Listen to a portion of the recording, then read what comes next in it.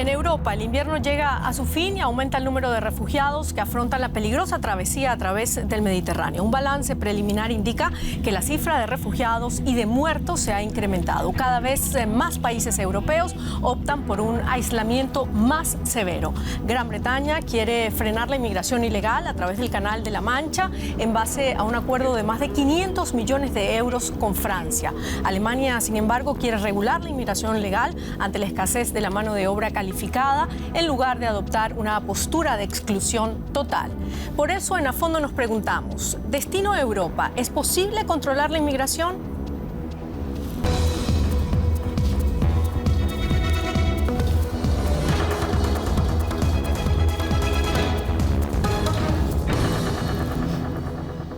Ese es nuestro tema aquí en A Fondo. Bienvenidos. Mi nombre es Silvia Cabrera, los acompaño como siempre desde Berlín y estos son nuestros invitados del día de hoy. Andreu Gerez es un periodista especializado en partidos y movimientos de ultraderecha, coescribió el libro Factor AfD y coeditó el libro Epidemia Ultra, la ola reaccionaria que contagia a Europa. Actualmente es corresponsal político en la redacción en español de Deutsche Welle para América Latina. Burkhard Birke es periodista alemán que trabaja para la radio pública Deutschland Radio, ha sido corresponsal en Londres, París, Bruselas y Washington. Y Ana María Álvarez es periodista, experta en derechos humanos y migración, fundadora de organizaciones sin fines de lucro, consultora en temas europeos y latinoamericanos de migración.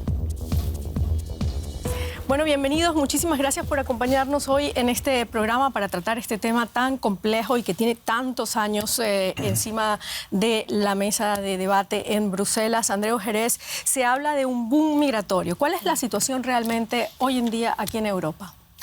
Bueno, la situación realmente no es comparable con la que vivimos en 2015-2016, con la llamada crisis de refugiados, cuando tuvimos la llegada sobre todo de migrantes procedentes de Oriente Próximo, que venían huyendo de la destrucción de aquella región por la guerra y otras crisis, pero sin embargo sí estamos viendo un aumento claro de las peticiones de asilo y también, por supuesto, tenemos la situación de los 5 millones de refugiados que han llegado de Ucrania huyendo de la guerra, que no han tenido que pedir petición de asilo, no han tenido que hacer una petición, una solicitud oficial de asilo, porque los países de la Unión Europea acordaron que se abriría una situación excepcional ante una crisis humanitaria como la que está viviendo el país vecino, digamos. ¿Pero sí cabe ese término, un boom migratorio en estos momentos?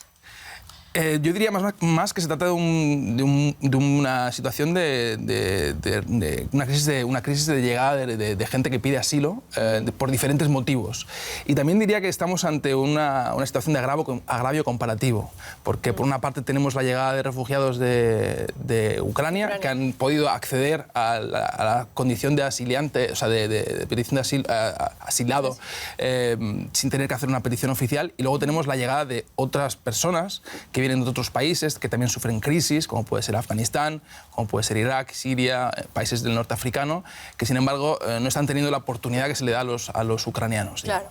Bueno, Burkhard, me gustaría saber tu opinión. Las cifras aumentan constantemente. Entre enero y febrero se detectaron un total de casi 12.000 cruces a través de la ruta migratoria del Mediterráneo Central, un 118% más que el mismo periodo del año pasado.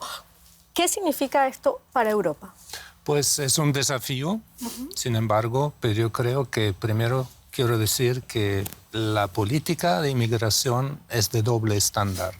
Miremos el país como es Polonia, que recibe con brazos abiertos los ciudadanos que huyen de la guerra en Ucrania, millones, pero que nunca quiso recibir sirios, ¿no? Ambos vienen de conflictos, de guerra. Entonces, primero tenemos una política de migración de doble moral, injusta, porque los acuerdos de Dublín, que dicen que una persona que pide asilo en la Unión Europea tiene que pedirlo en el país donde primero pisó tierra.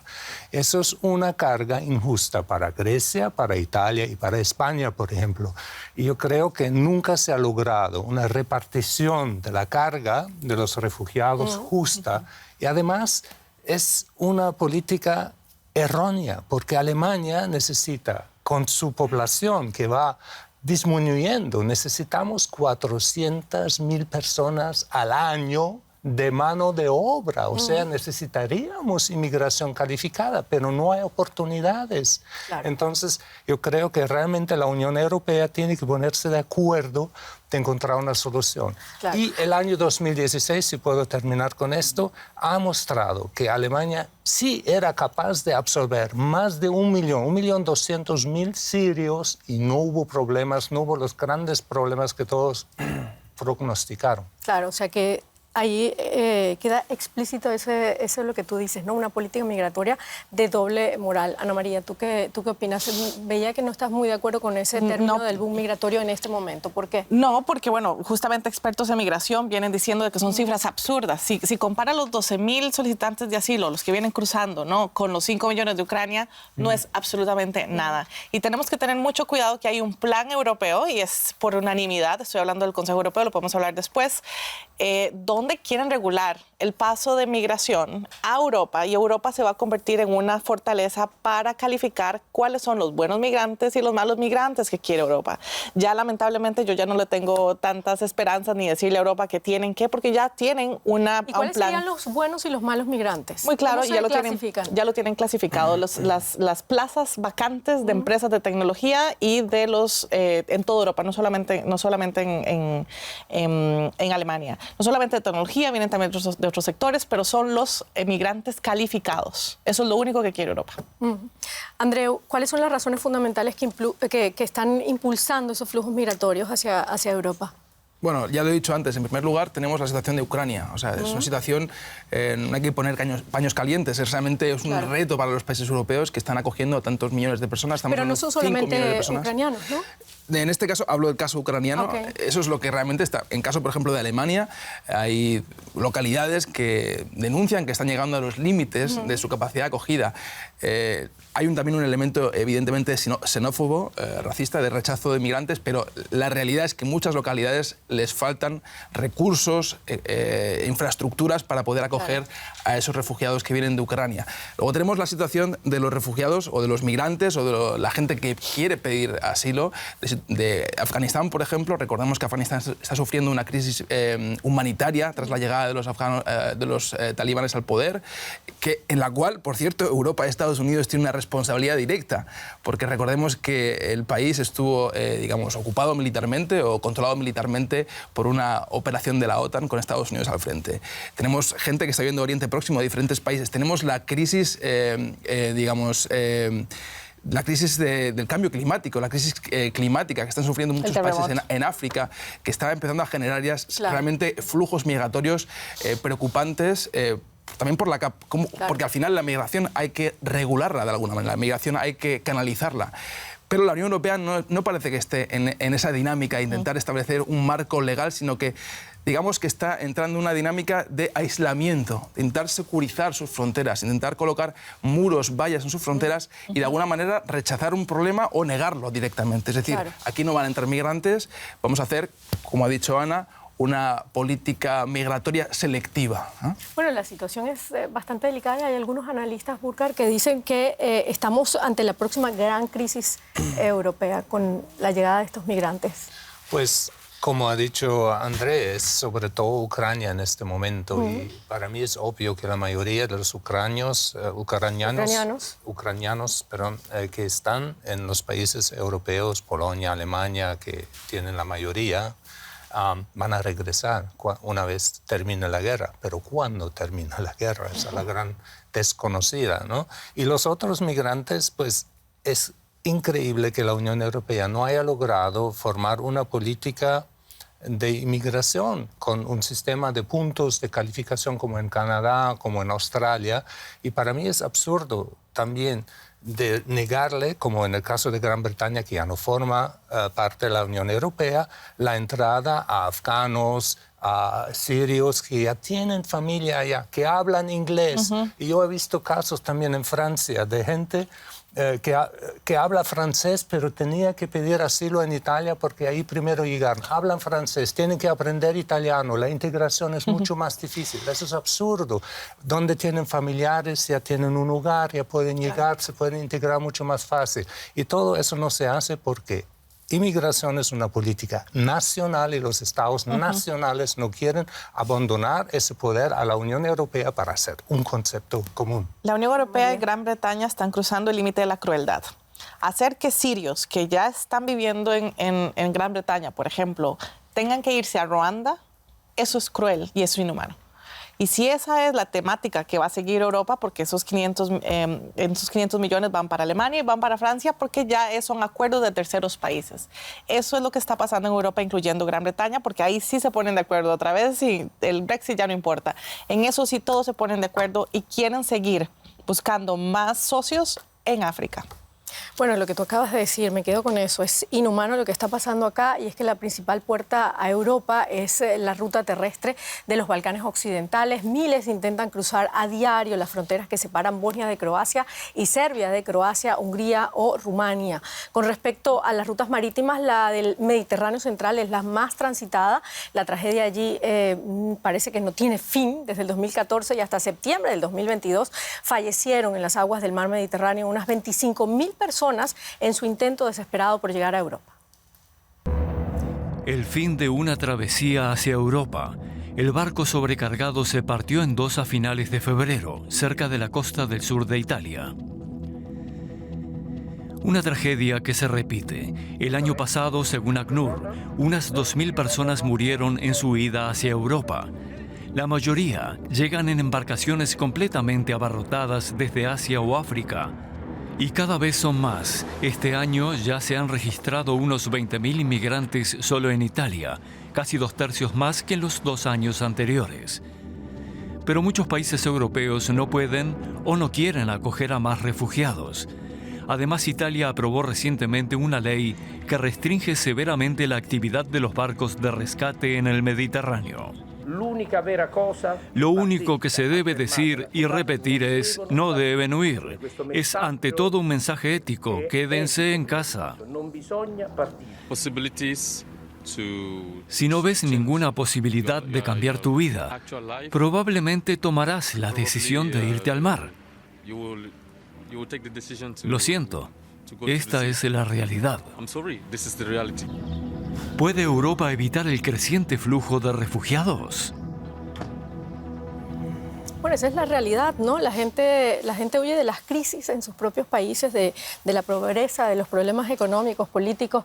Burkhard, ¿puede Europa, me quedo con esa pregunta de nuestro informe, limitar la creciente afluencia de migrantes? Va a ser muy, muy difícil. Yo hace unos años atrás fui a Algeciras y llegaban esos barquitos al diario, ¿no? Y moría la gente en el mar y tenía mucho miedo de que llegaran. La situación en los países de origen es tan desesperante. Hay razones climáticas, económicas y todo. Entonces, la Unión Europea siempre ha prometido de mejorar la situación económica en esos países de origen de esa gente, pero no es suficiente lo que se hace, ¿no? Y segundo, hay que ver que también necesitamos mano de obra. Entonces, para mí también el motivo económico de huir de una situación social, económica difícil de Marruecos, de otros países o del Sub-Sahara, es un argumento legítimo también para pedir la entrada. Necesitamos gente que barre la calle, que haga los trabajos sencillos también. Y estamos persiguiendo una política mentirosa porque necesitamos esa mano de obra y por qué no darle la vía legal a esa gente. Y si vemos lo que hacen países como Túnez ahora, ¿no? Que el presidente está discriminando a todos los negros que vienen de la Sub-Sahara, que son los culpables de toda la miseria de Túnez y todo un racismo. Y repito, hay un racismo en la política de migración. Francia no recibe a los africanos, los sirios, pero recibió a los ucranianos, ¿no? Marine Le Pen dijo, sí, los ucranianos son bienvenidos, son cristianos, sí, pero los musulmanes, los otros no los queremos. Y eso no es humano. Bueno, son bastantes calificativos negativos hacia Europa con respecto al tema migratorio, racismo, doble moral, inhumanos, pero no se han hecho medidas hasta ahora realmente importantes para frenar esa migración, esa ola migratoria tan desbandada que llega aquí a Europa. Es que parece que, vamos a ver, son errores del pasado, errores del presente, que pues Europa tiene la disposición moral de atenderlo. No solamente lo que pasó hace escasos 2 años en Afganistán, de salirse de la manera como se salieron, pues obviamente tienen la obligación moral. Ahora acaba de pasar el terremoto en Turquía, Siria. Todavía no se ha visto movimientos de migración, pero va a suceder porque lo sabemos cada vez que hay una crisis. Entonces, esa idea de la Unión Europea, de ser solidaria, de fronteras abiertas, esa idea de Europa de querer apoyar y bueno, el doble discurso, como lo decía el compañero, de que Alemania, por ejemplo, necesita 400,000 trabajadores al año. Si Alemania no ha aprendido que esos trabajadores que ellos quieren se van a ir del país porque Alemania no es atractiva, y quienes sí van a realmente tomar la oportunidad, quienes sí se van a cualificar, van a entrar a las escuelas, van a entrar a todo lo que sea necesario, son aquellos que están buscando ayuda. Si no han entendido todavía que esa es la ecuación para el éxito, pues son simplemente discursos populistas para elecciones en cada uno de los países, y va mucho la coyuntura de un mundo que va al neofascismo. Claro. Andreu, pero que hay que abrir las puertas entonces completamente, como se hizo en el 2015 cuando estaba Angela Merkel, que se abrieron las puertas a los sirios y también fue un poco desorganizado todo, ¿no? Hace unas semanas en Deutsche Welle entrevistamos a Gerhard Knaus, que fue la persona que ideó el acuerdo que acabó con esa crisis que acabas de mencionar tú. Fue un asesor del gobierno federal y de la Comisión Europea que decidió o propuso que Turquía se hiciese cargo de los refugiados que llegaban de Afganistán, de otros países de Oriente Próximo, a cambio de dinero. Ese asesor dice hoy en día que lo que tenía que hacer la Unión Europea básicamente es volver a su marco legal. Porque tenemos países, miembros de la Unión Europea, como son Hungría, como son Polonia, que son países gobernados por partidos de derecha radical o de ultraderecha, ultranacionalistas, que están aplicando leyes y están aprobando leyes de asilo y migratorias que son incompatibles con la legislación de la Unión Europea. Ya no digo ni siquiera con los valores fundacionales. Hablo de una cuestión de legislación. Ese es el primer punto. Y si los países que no están aplicando medidas o leyes que están en concordancia con el marco legal de la Unión Europea deberían recibir algún tipo de castigo. Y eso no está ocurriendo. Ese es el primer punto. Y el segundo punto es que se debería llegar a un pacto migratorio que fuese aplicable, porque el sistema de Dublín no está funcionando. Como bien has dicho tú, no se está aplicando el sistema de Dublín. De hecho, Hungría no está aceptando peticiones de asilo. Es decir, está cometiendo una ilegalidad. Hungría no acepta peticiones de asilo de los refugiados o peticionarios de asilo que están llegando a sus fronteras. Es decir, está incluso expulsando de sus fronteras, ni siquiera permitiendo que entren en sus fronteras con la construcción Ese es un punto. Y luego está el tema de cómo establecemos canales para que la migración llegue y pueda tener acceso a esa petición de asilo. Andreu, esa es la gran pregunta. Me quedo con el tema de la extrema derecha que acabas de tocar. ¿Crees que entonces la extrema derecha que ha irrumpido en algunos países de Europa, en algunos parlamentos, ha frenado entonces el debate sobre política migratoria aquí? ¿Es parte del problema? Más que frenarlo, lo ha transformado. Es decir, si en 2015 estábamos hablando de establecer un pacto de solidaridad e intentar encontrar una solución solidaria para esos refugiados que estaban llegando, más allá de que se produjese una solución solidaria o no, ese era el debate público. Claro. La ultraderecha lo ha conseguido. En aquel momento la ultraderecha estaba más en la oposición o intentando entrar en las instituciones. Actualmente ya está gobernando determinados países. Lo que ha conseguido es cambiar el marco discursivo o de debate sobre la migración. Es decir, hemos pasado a hablar de cómo establecer un sistema solidario de distribución de migración a hablar de cuántos muros y vallas vamos a construir en las fronteras externas e internas de la Unión Europea para que los inmigrantes no lleguen a nuestras fronteras. Ha cambiado tanto esa narrativa que le seguimos llamando migrantes a los que están buscando asilo. Ha cambiado tanto que le llamamos migrantes a los que vienen cruzando el mar y no le llamamos migrantes al que viene con el trabajo cualificado. Ha calado mucho. Me quedo con lo de la extrema derecha, Burkhard, porque, por ejemplo, Dinamarca, que está gobernada por socialdemócratas, es un país que está aplicando una política de cero asilo. España, que ha sido desde hace décadas pionera en duras políticas de control migratorio en su frontera, sin que la ultraderecha esté allí gobernando. Entonces, es un problema de la ultraderecha. ¿Cómo lo ves tú? Yo creo que también los problemas actuales económicos de la inflación y de la crisis social debido también a la guerra en Ucrania y el alza de los precios de combustible, de gas y todo eso también lleva a que lo que hay que repartir es más escaso. Entonces, de compartir discurso, eso ¿no? Es en generosidad humana con los refugiados no es popular. Entonces, y también los políticos, sobre todo en Alemania, han cometido errores en la distribución de los refugiados, y eso es desde hace muchos años. ¿Cómo voy a poner cientos de migrantes en un pequeño pueblo en Alemania Oriental que durante su época de la Alemania democrática, la socialista, nunca han visto extranjeros? Entonces, claro, la gente no sabe manejar eso. Entonces, actualmente hay el mismo problema. Si yo escucho que hay ciudades que tienen que pagar 50 euros metro cuadrado para pagar una vivienda para gente que busca asilo, entonces la gente se pregunta, ¿y yo no tengo trabajo, tengo un trabajo con salario mínimo, no me puedo pagar un buen apartamento? Entonces eso crea un ambiente xenófobo donde partidos de ultraderecha pueden surgir, pueden ganar fuerza. O sea, el hecho de que la ultraderecha esté condicionando el debate público también genera que el marco legal no se aplique. Por ejemplo, otro ejemplo de por qué no está funcionando el marco legal europeo. Como el sistema de Dublín no se aplica, hay muchos inmigrantes que han conseguido entrar a territorio europeo, de la Unión Europea, pero no está funcionando el sistema de aplicación para solicitar asilo. Y también ocurre que personas que realmente no se puede llegar a valorar si se pueden quedar o se pueden ir, si tienen derecho a pedir asilo, se queden durante años en un limbo legal, generando también problemas de convivencia, porque esas personas no pueden acceder al mercado laboral, no tienen un acceso a una educación, a una formación, es decir, están en una especie de marco legal, limbo legal, que genera también más conflictos con la población local. Andreu, pero yo insisto, es un problema solamente de la extrema derecha, porque tenemos, por ejemplo, lo acabo de poner, el caso de Dinamarca, España también, están creando muros, y no solamente los gobiernos conservadores, ¿no?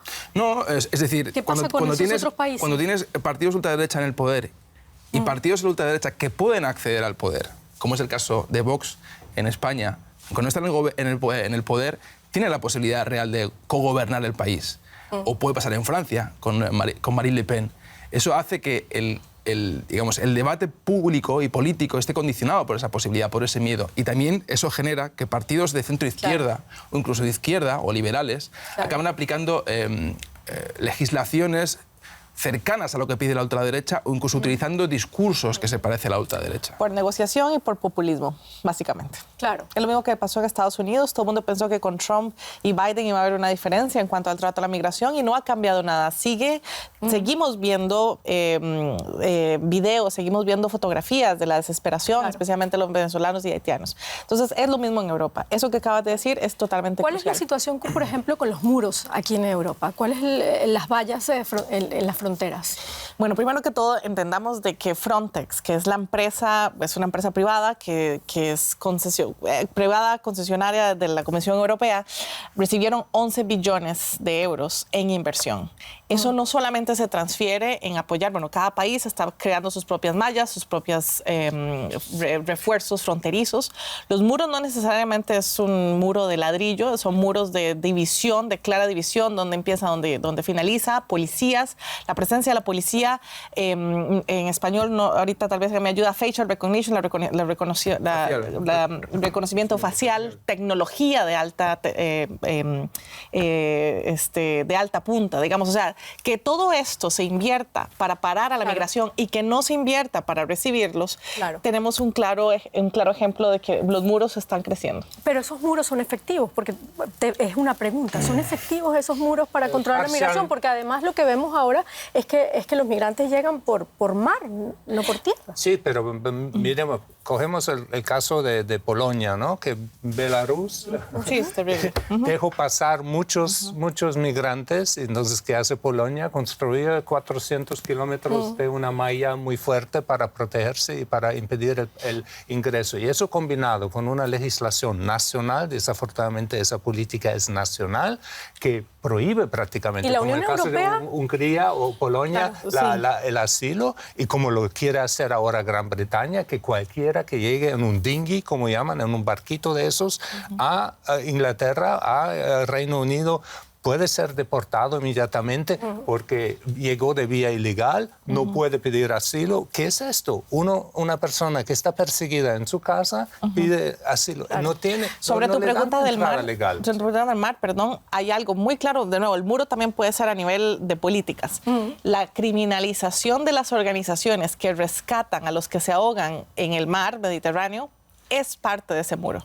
Es parte de mandar una amenaza directa, que aquellos quienes salvan la vida de alguien que se está muriendo en el Mediterráneo pueden ir a 20 años de cárcel. Claro. Bueno, es parte hay del distintos muro muros. A mí me llama la atención muchísimo son los muros que se están construyendo entre los países, en las fronteras. O sea, eso, vuelvo otra vez, Andreu, eso da resultado. O sea, ¿se puede controlar la inmigración de esa manera? Parece que ese tipo de medidas tiene más, en este momento, tiene más un valor simbólico que un valor práctico, porque realmente la mayor cantidad de migración irregular que esté llegando a las fronteras externas de la Unión Europea llegan a través del mar. Y esas políticas precisamente restrictivas están generando que el mar Mediterráneo se convierta en una de las fronteras terrestres más mortales del planeta, si es que no es la más mortal seguramente en este momento. Andreu, ¿qué países están construyendo esos muros? Tenemos Hungría, por ejemplo, que ha construido un muro con su frontera con Serbia. Tenemos las 3 repúblicas bálticas que han construido un muro respecto a Rusia. Tenemos Polonia, que ha construido un muro con respecto a Bielorrusia.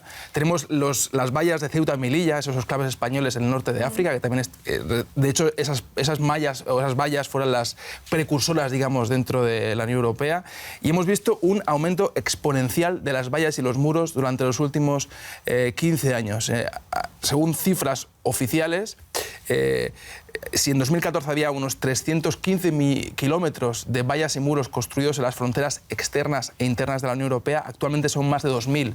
Tendencia creciente. Claro. Y además, en uno de los últimos consejos europeos que se celebró respecto a la migración, con los ministros de Interior de los países miembros, hubo países miembros que pidieron que se destinase dinero de la Comisión Europea para construir más vallas y más muros. Es decir, fue una petición oficial de dedicar dinero comunitario a esa construcción de lo que se llama la Fortaleza Europa.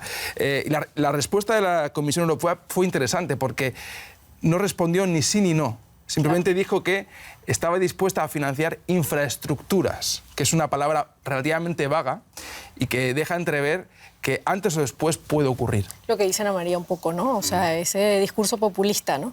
Ana María, ¿se puede y se debe controlar esa inmigración ilegal? Claro, la migración irregular se puede controlar claramente, se puede controlar también con tecnología, pero la forma como lo estamos haciendo no es controlar, es parar. Esa es la diferencia.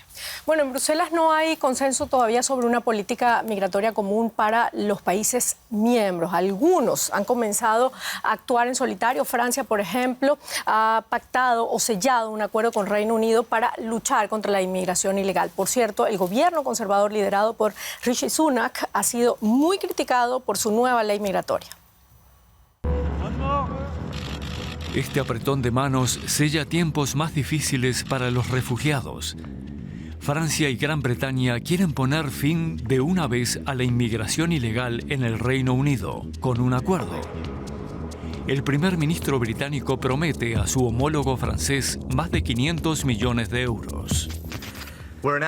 Habrá un nuevo centro de deportación en el norte de Francia y un centro de mando conjunto y 500 policías más en la costa francesa. 45.000 refugiados cruzaron el Canal de la Mancha hacia Gran Bretaña el año pasado, lo que supone un aumento de casi el 60% respecto al año anterior.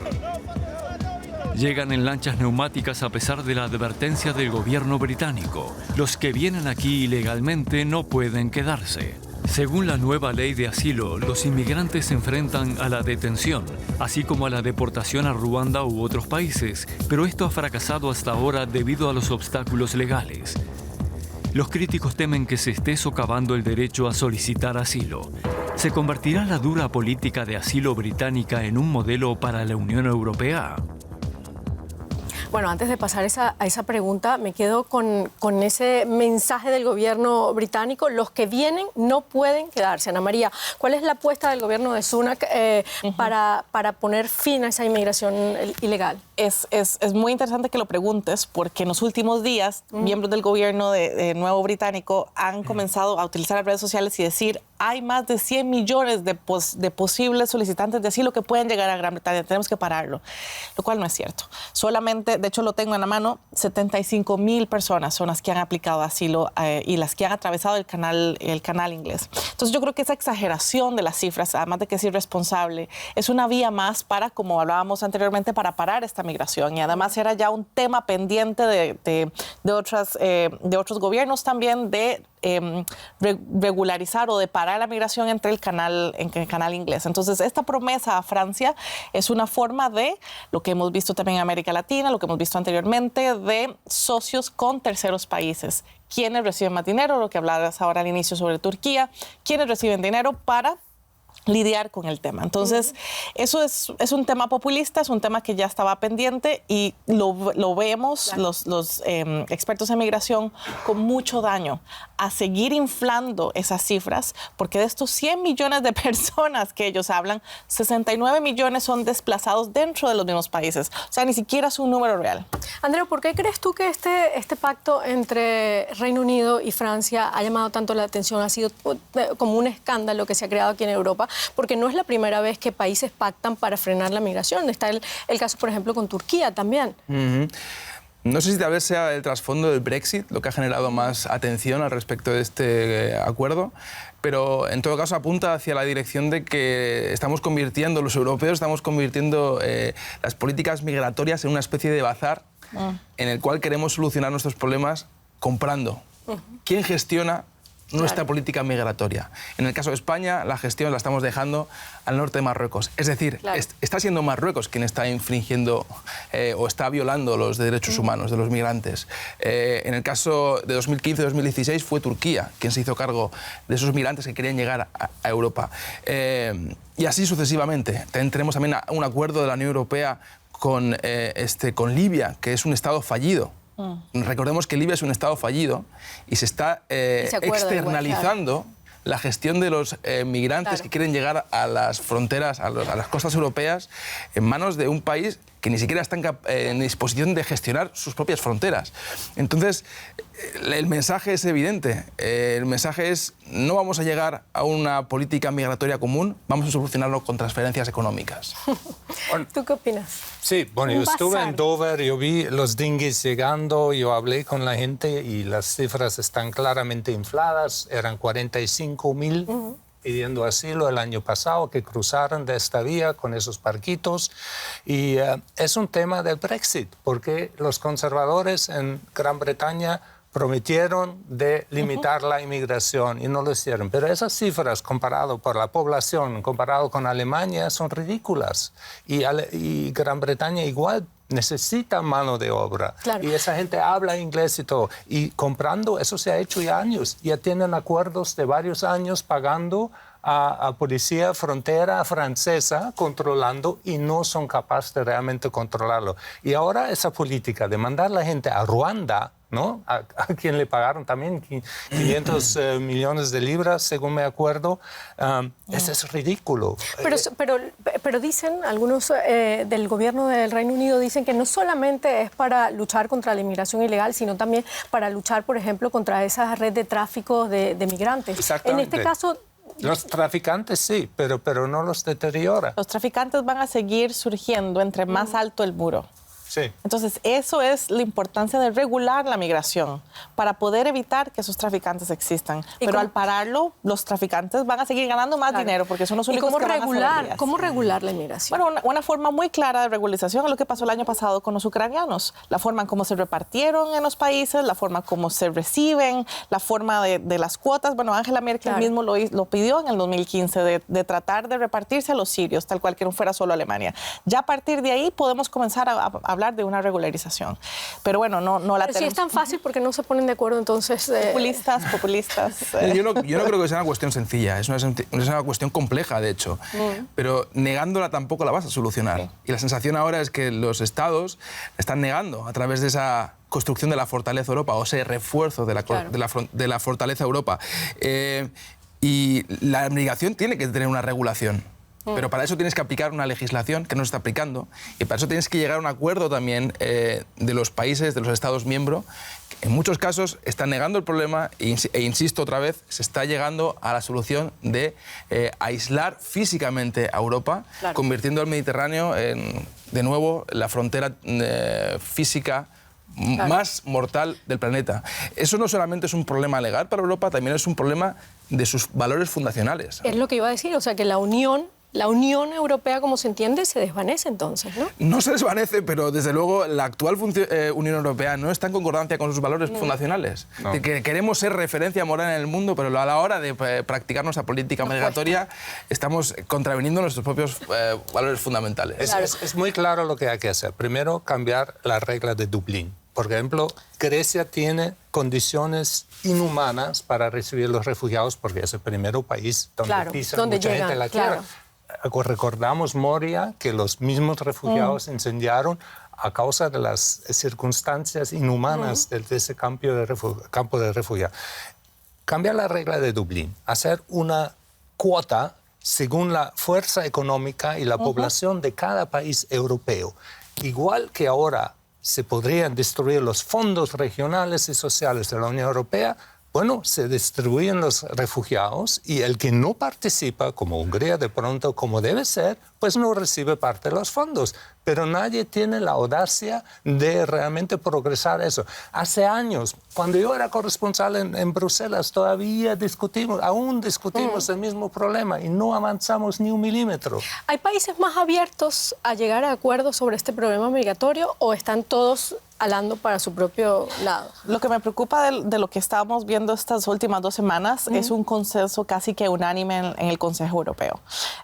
Ahorita hay un presidente, que es el de Suecia, que tiene una posición más conservadora y que no tiene miedo. Muy dura, además, con la inmigración y está dispuesto en los próximos 6 meses a discutir el tema y parece que todos los países están, incluyendo Alemania, que Alemania de alguna manera en su discurso a veces es un poco más abierto. Bueno, tenemos ciudades como Berlín que permite cierta regularización. Cada vez que hay una crisis, decir a los niños no acompañados que vengan a Berlín, etcétera, etcétera. Entonces, cuando vemos cierta unanimidad, pues preocupa la visión total y las conversaciones que nunca conocemos en realidad. Así que hablar de un país que esté más abierto con esa situación actual, me lo reservo hasta después de estos 6 meses, lamentablemente. Recuperando el debate del condicionamiento de la ultraderecha, del debate público y de las políticas migratorias. Suecia tiene la presidencia de turno y recordemos que el actual gobierno sueco se conformó gracias a un apoyo de los partidos demócratas de Suecia, que son de ultraderecha, que sus raíces son el posfascismo, no olvidemos esto. Al igual que en Italia gobierna actualmente un gobierno tripartito cuya primera ministra procede del posfascismo italiano. Sí. Es decir, eso claramente está marcando de alguna manera las líneas del debate, dónde está el marco del debate. Es decir, que los países allí en Bruselas que más rechazan llegar a un acuerdo en política migratoria están liderados en estos momentos por gobiernos de derecha, la mayoría, digo. Sí, y hay un punto muy importante también, la burocracia, porque en este momento hay casi 1 millón de gente que pidió asilo en la Unión Europea y los casos llevan años en decidirse. Pero la burocracia funciona cuando les conviene. Sí. A los ucranianos tardaron 2 meses, por eso, cuando el resto tardan años. Hay que acelerar los procesos y hay que darles permiso de trabajo. ¿Cómo es posible? Claro que la gente alemana que recibe ayuda social o que trabaja con el salario mínimo se enfada cuando ven. Y una persona que recibe asilo recibe casi lo mismo durante 5 años y no trabaja. ¿Por qué no trabaja? Porque el Estado no se lo permite. Y yo hablo con gente de la economía y dicen, deja a los que piden asilo trabajar. Por Dios. Sí, esa es la gran paradoja europea. Es decir, es un continente con una grave crisis demográfica, envejecido, que no tiene la capacidad de establecer un marco legal que canalice esa migración que necesita para su economía. Y es que vamos a ver, ya tenemos todos los números sobre la mesa. Ya la OECD hizo un reporte de que en un año migrantes dieron 2.5 trillones de dólares en impuestos. O sea, ¿qué más podemos demostrar? Claro. Esto es simplemente... Bueno, Burkhard hablaba de los solicitantes de asilo y desde el 2015 tengo esta cifra aquí, alrededor de 2,5 millones de personas solicitaron asilo en la Unión Europea. La tasa de reconocimiento ronda el 55%, eso quiere decir que 45% se quedó fuera de ese asilo. ¿Cómo se decide quién puede optar al asilo en Europa y quién no? Si el país está a salvo. O sea, eso es un término que, por ejemplo, han incluso intentado declarar un país seguro a Siria, por ejemplo. Cuando hicieron a Nigeria seguro, eso lo que hacen es que cuando uno viene de un país seguro, un país que no tenga una guerra declarada, tiene muy pocas posibilidades de que su aplicación de asilo sea acogida y sea transformada a refugiado. Entonces, a partir de ahí, incluso en Alemania pasó en los últimos años con Seehofer, cuando era ministro de Interior, Alemania comenzó a declarar muchos países africanos como seguros. Eso lo que intentaban hacer era comenzar a rechazar todas aquellas solicitudes pendientes que muchos africanos tenían hasta 5 años en campos de refugiados esperando por su solicitud de ser aprobada. Claro. Bueno, y como decía Burkhard, muchos vienen acá además con ganas de trabajar, de seguir una vida completamente Y se vuelven distinta. muchas veces criminales, claro, porque no tienen nada que hacer. Claro. Totalmente. La nueva migración, Andreu, ¿problema o una oportunidad para Europa? ¿La nueva migración? Sí. ¿A qué te refieres con nueva migración? Esta ola de migrantes que estamos recibiendo ahora y que todo el mundo está hablando, por ejemplo, de lo que decíamos, el boom migratorio, ¿es una oportunidad para Europa? Tú hablabas, por ejemplo, también que Europa está perdiendo mano de obra calificada, la gente está envejeciendo más. Yo creo que la palabra correcta es una necesidad. Una necesidad de Europa. más que una oportunidad. Somos un proyecto político y un continente profundamente envejecido, que está envejeciendo a marchas forzadas. La última generación de los baby boomers, que son aquella generación de la posguerra que tuvo altas tasas de natalidad, se está retirando y empezamos a tener serios problemas, en este caso en Alemania, lo vemos aquí, para cubrir plazas en guarderías, en escuelas, en fábricas.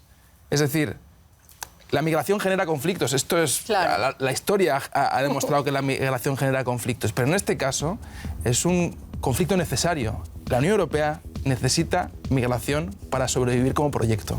¿Necesita migración? Sí, y necesitamos una cultura de bienvenir, de hacerlos bienvenidos a la gente de afuera. Somos una oportunidad, pero concuerdo, Europa nos necesita. Y hay con controles, además, ¿no? Bajo controles. Bueno, con esto terminamos. Muchísimas gracias por habernos acompañado. Libre ya, Andreu Jerez. Hasta luego. Gracias por acompañarnos. Esta carta de libertad, ¿no? Sí.